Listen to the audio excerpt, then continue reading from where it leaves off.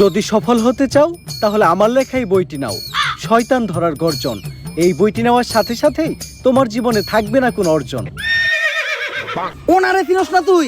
উনি অনেক বড় তান্ত্রিক, এই দেশে ওনার লক্ষ লক্ষ মুরিদ।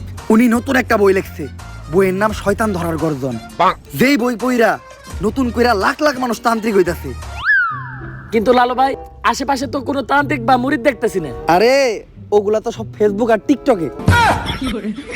বাবা, সঞ্জনা নামের এক আত্মারে আমার ধরতে হইব বাবা, আপনি আমার সফল হওয়ার একটা উপায় দেন। যদি সফল হতে চাও তাহলে আমার লেখাই বইটি নাও, শয়তান ধরার গর্জন। এই বইটি নেওয়ার সাথে সাথেই তোমার জীবনে থাকবে না কোনো অর্জন। আমি কথা দিয়ে কথা রেখেছি, শয়তান আসেনি তো ফিরে।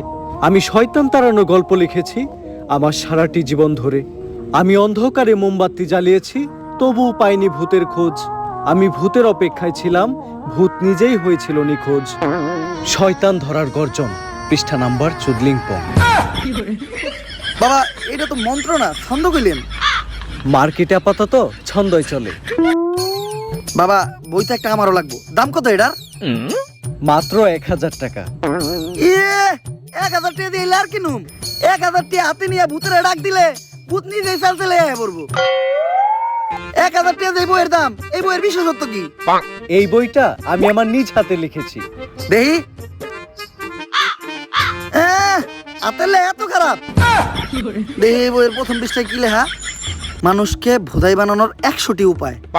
1000 টাকা দিয়ে 120 টার এই বইটি নেন আর ঠাস কইরা ভোদাই হয়ে যান। এখন সফল হইতে গেলে তো এই বইটা লাগবেই, তো এই বইটা আমি নিয়ে গেলাম। বইয়ের টাকাটা? ওইটা আমি হোয়াটসঅ্যাপে পাঠাই দিব।